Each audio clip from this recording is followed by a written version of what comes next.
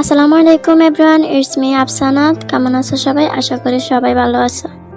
তে অবাক হয়, বাড়ির অন্য মানুষদের ব্যবহার যতটা করুন, এই লোকটার ব্যবহার তার চেয়ে হাজার গুণে ভালো।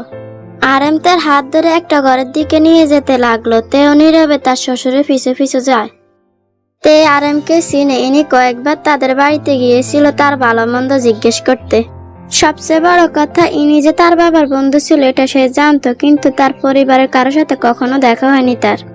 বিয়ের সুবাদে সবার সাথে দেখা হলো, সবার আচরণও দেখে নিল, ডান হাতে শুধু চোখ মুছে নিল মেয়েটা। তার আব্বু মারা যাওয়ার পর থেকে তার জীবনটা এমনই হয়ে গেছিল, কিন্তু গ্রামে হেসে খেলে দিন কাটাতে এখানে কি করে থাকবে সে? আয়ু তার খালাতো বোনের বাড়ি বেড়াতে এসেছিল। গ্রাম তার বেশ ভালো লাগে, কিন্তু তার খালাতো বোন আর তার বান্ধবীরা মিলে একটা ট্যুর দিবে চিন্তা করল। সে এই সুযোগ কি করে হাতছাড়া করে ফটাফট রেডি হয়ে চলে আসে খালার বাড়ি। মা বাবা ভাইয়া কেউ রাজি না, তাকে একা কোথাও যেতে দেবে না। এরপর সে যে দেখিয়ে বলল ট্যুরে যাবে না, তবে খালার বাসায় যাবে। এক প্রকার কাউকে না জানিয়ে ঘুরে আসলো। এখন কেউ না জানলেই হলো, তার খালা বলবে না। তার খালা তার বান্ধবী বলা যায়। সারাদিন জার্নি করে শরীর জুড়ে ক্লান্তির ছড়াছড়ি। এর মধ্যে তার বাবা তাকে ফোন দিয়ে জানা তার ভাই নাকি বিয়ে করেছে। এই কথাটা শুনে এখনো হজম করতে পারছে না। ও পাশ থেকে আরাম হেলো হেলো করতেছে, আর এখান থেকে আয়ুর কোনো খবরে নেই। আয়ুর খালাতো বোন লিসা ঘরে এসে আয়ুকে তবদা খেয়ে বসে থাকতে দেখে অবাক হয়। এগিয়ে এসে আয়ুকে জাকি দিয়ে বলে, এই কি হয়েছে তোর? খালু ও পাশ থেকে হেলো হেলো করছে, তুই জবাব দিচ্ছিস না কেন? আয়ু ব্রম থেকে বেরিয়ে জাকি দিয়ে উঠলো। ফোন লাউডে থাকা লিসা শুনতে পেল আয়ুর বাবার গলা। আয়ু কোনো রকমেও বলল, বুঝেছি বাবা, কাল চলে আসছি খালামণিদের সবাইকে নিয়ে, এখন রাখছি, বাই বাই বলে কল কেটে দিল। লিসা ব্রুকুসকে চেয়ে আছে আয়ুর দিকে। আয়ু হাতের ফোনটা রেখে খুশিতে জাপটে জড়িয়ে ধরে লিসাকে। এরপর লিসা দুই হাত ধরে ঘুরতে থাকে এবং হাসতে হাসতে বলে, আপু, অনেক বড় সমস্যার সমাধান হয়ে গেছে, আমার তো বিশ্বাসই হচ্ছে না। লিসা বিরক্ত হয়ে বলল, তুই কি আমাকে বলবি হয়েছেটা কি? তোর কি বিয়ে ঠিক হয়েছে? আয়ু তার গোরানি থামিয়ে প্রফুল্ল কণ্ঠে বলে, আপু আপু, আমার বিয়ে ঠিক হয়নি, তবে একজনের বিয়ে অলরেডি হয়ে গেছে। মানে? কার? আয়ু হাসতে হাসতে বলতে লাগলো, জাঙ্কুক ভাইয়ের বিয়ে হয়ে গেছে। তুমি ভাবতে পারছো জাঙ্কুক ভাইয়ের বউ আছে? কাউকে না জানিয়ে বিয়ে দেওয়ার কারণ তোমরা কেউ জিজ্ঞেস করবে না জানি, কারণ তোমরা সবাই ভাইয়াকে জানো। সবাইকে না জানানোর চেয়ে আশ্চর্যজনক ব্যাপার হচ্ছে জাঙ্কুক ভাইয়া বিয়ে করেছে। কিভাবে সম্ভব? আই এম সো এক্সাইটেড ভাবিকে দেখার জন্য। লিসা স্তব্ধ চোখে তাকিয়ে আছে আয়ুর দিকে। জাঙ্কুক ভাই বিয়ে করেছে? না, অবিশ্বাস্য কথা। আয়ু তার ফোন নিয়ে সরাসরি জাঙ্কুককে ভিডিও কল দেয়। সে এক নজর তার ভাবিকে দেখতে চায়। তার তেরা ভাই বিয়ে করেছে, সেই মেয়ে কতটা স্ট্রং হবে সেটা নিয়ে আয়ুর ভাবনা। আয়ু ফোন দিলে প্রথমবার রিসিভ হয় না, মেয়েটার মন খারাপ হয়। লিসার দিকে তাকিয়ে বলে, আজ ওদের বিয়ের প্রথম রাত, কল দেওয়া উচিত হয়নি, তাই না আপু? আসলে এক্সাইটমেন্টে কল দিয়ে ফেলেছি।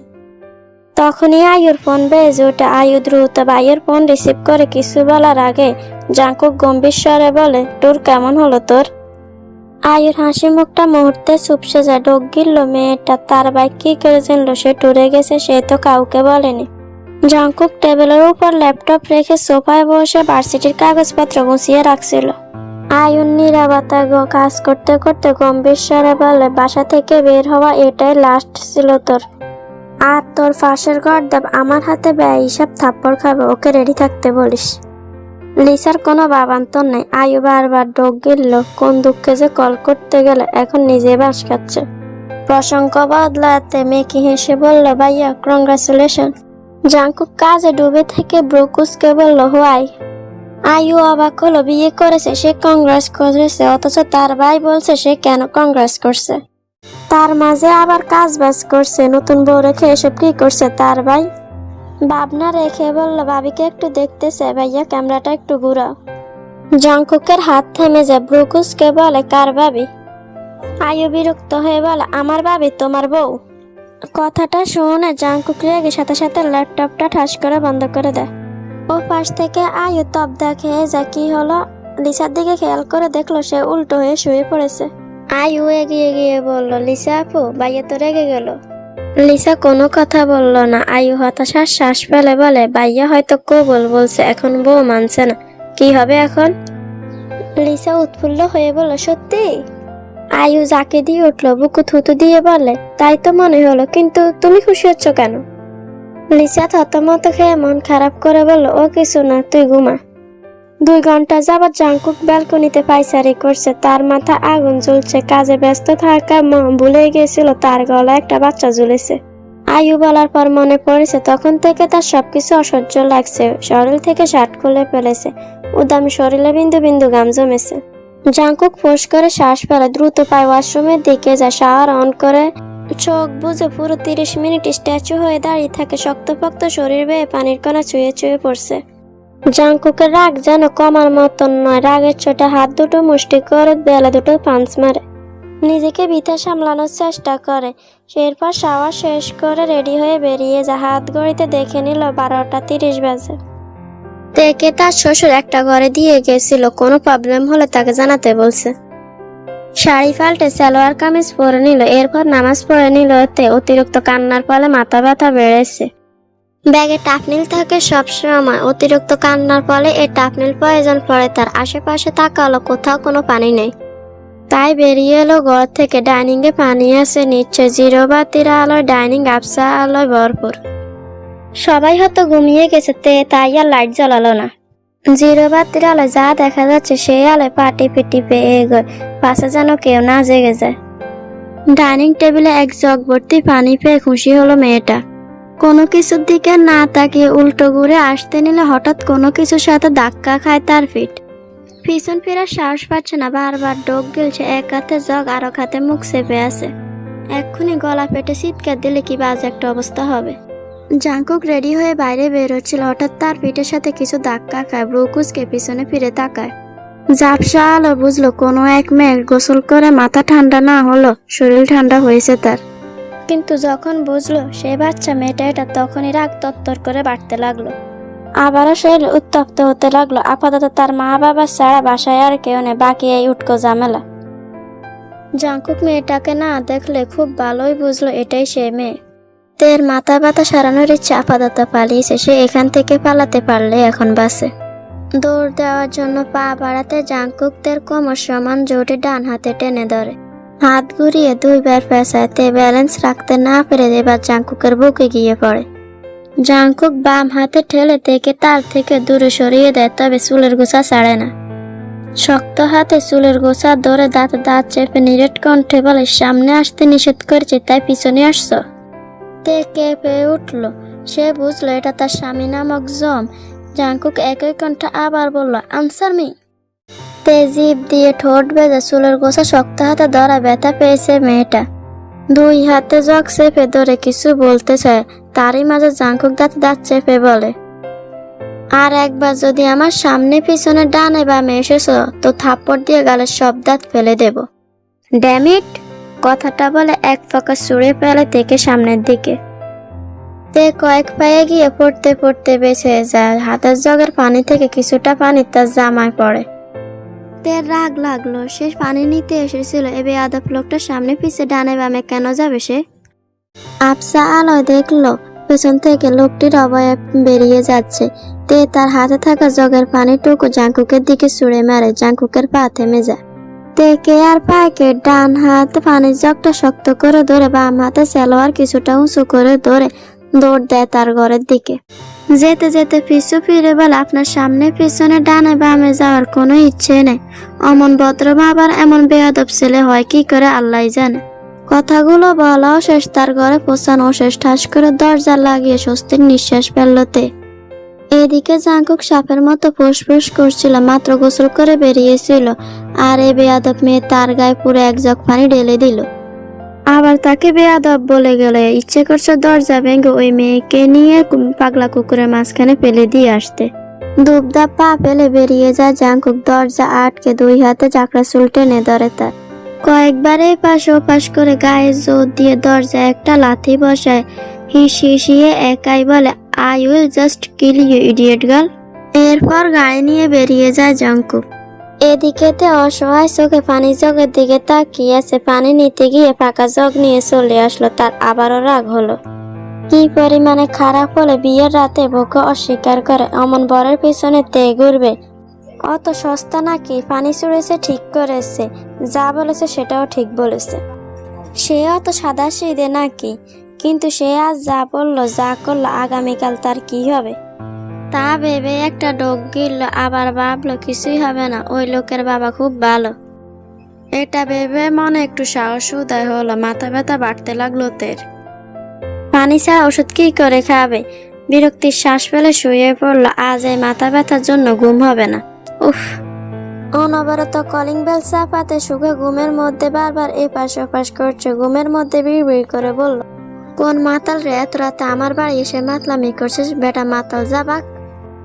বিড়বিড় করতে আবারও ঘুমিয়ে যায় সুগা। না, থামাথামির নাম নেই। সুগা এবার বিরক্তিতে চোখ মুখ কুচকে ফিটফিট করে তাকালো। পাশ থেকে ফোন নিয়ে সময় দেখলো 1:20। সুগা অলসতা জেরে উঠে বসলো। ঘুম ঘুম ভাব নিয়ে দরজা খুলে সামনে জাংকুককে দেখে ঘুম উবে গেল তার। বউ রেখে তার কাছে এসেছে কেন? নাকি সে বাইকে বেশি মিস করছে বলে মাতালকে বাইরে উঠে দেখছে? নিজের ভাবনা নিজে বিরক্ত হলে একে সে মিস করবে কোন দুঃখে? এর জাড়িয়ে আবার কোন বলদে মিস করবে? দুই হাতে চোখ কষলে বলল, কে তুমি বচ্চ? জাংকুক বিরক্ত হয়ে সুগার পাশ কেটে ভিতরে গেল। সুগা দরজা আটকে পিছু পিছু আসতে বলল, কিরে উত্তর দে, চুপ কেন? এত রাতে এখানে কি? বউ তোকে বের করে দিল, একটা বাচ্চা তোকে বের করে দিল। সি সি সি সি, বিয়ে করতে না করতে এই হাল? জাংকুক রেগে সুগার কলার ধরতে নিলে সুগা মেয়ে কি হেসে বলে, শরীরে কিছুই নেই, কলার পাবি কই? তোর প্রবলেম হলে শার্ট পরে আসছি, দাঁড়া। জাংকুক সুগার চুল মুষ্টি করে ধরে দাঁতে দাঁত চেপে বলে, আর একটা বাজে কথা বলবি না, স্টপ। সুগা মুখ কাঁদো কাঁদো করে বলে, ঠিক আছে ঠিক আছে, আমার সবকিছু নিয়ে এমন টানাটানি করার কোনো মানে হয়? শার্ট চুল কবে জানিব, সম্পদ ধরে টান দিস, সর সর। জাংকুক ফোঁস করে শ্বাস ফেলে। এ বেয়াদব বাঙ্গা রেডিওকে কিছু বলেও লাভ নেই। সুগা ব্রুকুসকে বলে, কেউ কি মরেছে? 40 দাওয়াত দিতে এসেছিস? আমি নিজেই চলে যেতাম, এত কষ্ট করে আসলি কেন? জাংকুক শক্ত চোখে তাকায় সুগার দিকে। সুগা মেয়েকে হেসে বলে, জানি জানি, এসব আমার ধর্মে ঠিক না। এভাবে তাকাচ্ছিস কেন? একটু মজাও করতে দেয় না? কি দিনকাল এলো? জাংকুক তার শরীর থেকে হালকা ভেজা শার্ট খুলে চুড়ে ফেলে সুগার বিছানায় উল্টো হয়ে শুয়ে পড়লো। সুগা ব্রুকুসকে বলে, আরে এটা আমার বিছানা, তুই বাড়ি যা, কাল ভার্সিটি আছে, ঘুমাতে দে। জাংকুক চোখ বুঝে বলে, ডোন্ট ডিস্টার্ব মি। সুগা হাঁ করে তাকালো। তার বাড়ি এসে তার ঘুম ভাঙিয়ে তার বিছানা দখল করে তাকে বলছে, don't disturb me. Wow, nice jokes. দাঁত কিরমির করে জাংকুকের গায়ের উপর শুয়ে পড়লে এক লাথি দিয়ে ফেলে দেয় জাংকুক সুগাকে। সুগা ঠাস করে মেঝেতে পড়ে চোখ মুখ কুচকে না। জাংকুক চোখ বুঝে না, যেন কিছুই হয়নি। সুগা কাঁদো কাঁদো ফেস বানিয়ে বলে, এর চেয়ে তো মির্জাপুরে ভালো ছিল। শালা সন্ন্যাসী বউ মানবি না, ভালো কথা। এখানে এসে আমার ঘুম কাটছিস কেন? এটা তো আর ভালো কথা নয়। তোর বউকে আমাকে দিয়ে দে, তুই বাড়ি বিদায় হ যা। জাংকুক পাশ থেকে একটা বালিশ নিয়ে সুগার দিকে ছুঁড়ে মেরে বলল, রেডিও অফ করে ঘুমা যা। সুগা দাঁত কিরমির করলো, বালিশ নিয়ে মেঝেতে শুয়ে পড়লো। যার এমন বন্ধুরূপী ভাই আছে তার জীবনে এর থেকে সুখ আর নেই। কিছুক্ষণ পর শোয়া থেকে উঠে জাংকুক ওয়াশরুমে যায়। চোখে মুখে পানি দিয়ে এসে সুগার পেটে পা দিয়ে খুঁচায়। সুগা রেগে বলে, আবার কিরে ভাই, ঘুমোতে দে। সবাই তো তোর মতো রোবট না, সারা রাত জেগে ক্লাস নিতে পারবো না, ঘুমোতে দে। জাংকুক গম্ভীর গলায় বলল, উপরে যা, ঠান্ডা লাগবে। সুগা বালিশ নিয়ে উঠে দাঁড়ালো, পরনের ট্রাউজার টেনে উপরে তুললো, মুখ বাঁকিয়ে বলল, ডং দেখো, আলগা ফিরি। জাংকুক কিছুই বলল না, সুগার পাশে গিয়ে শুয়ে পড়লো। সুগা জাংকুককে জড়িয়ে ধরলে জাংকুক রেগে বলে, আরেকটা লাথি না খেতে চাইলে দূরে যা। সুগা অসহায় মুখ করে আরো জাপটায় ধরলো, কোল বালিশ পেলে কে ছেড়ে। জাংকুক ফোঁস করে শ্বাস ফেলে চোখ বুঝলো। বেশ কিছুক্ষণ পেরিয়ে গেল, জাংকুকের চোখে ঘুম ধরা দেয় না। এভাবে জাপটে ধরলে ঘুমানো যায়। এরপর সুগাকে পা দিয়ে খোঁচাতে থাকে। সুগা ঘুমের মাঝে বিরক্ত হয়ে জাংকুককে আরো জাপটে ধরে। জাংকুক রেগে বিছানা থেকে নেমে দাঁড়ায়। সে জানে এ বেয়াদব তাকে আজ ঘুমাতে দেবে না, তার আর আজ ঘুম হবে না। বিরক্তির শ্বাস ফেলে বারান্দায় যাওয়া। বসন্তের শুরু, প্রকৃতি জুড়ে মিটমিট ঠান্ডা বাতাস। মাঝরাতের দমকা হাওয়া জাংকুকের উদাম শরীর ছুঁয়ে যায়। জাংকুক গভীর মুখ ভয় তাকিয়ে আছে দূর পানে। মেয়েটির পেলা পানি তার শরীরে শুকিয়েছে। এটা মনে হতে মেজাজ 360 ডিগ্রি অ্যাঙ্গেলে ঘুরে লো থেকে হাই হয়ে গেল। ওই পুচকি মেয়ে আজ আজকে তার গায়ে পানি ছুঁড়ে মেরেছে। এত সাহস হলো কি করে? ডান হাত পকেটে রেখে এপাশ ওপাশ পায়চারি করতে করতে একসময় দাঁড়িয়ে যায়। বাম হাতে দেওয়ালের সাথে একটা পাঞ্চ মারে রাগ কমে না। এই পাঞ্চটা ওই মেয়ের মুখে মারতে পারলে রাগ হয়তো কিছুটা কমতো। সো জান পাখিরা, আজকের পর্ব কেমন লাগছে অবশ্যই কমেন্ট করে জানাবে। ভালো লাগলে like, comment, share and subscribe করতে ভুলবে না। আল্লাহ হাফেজ, টাটা, বাই বাই।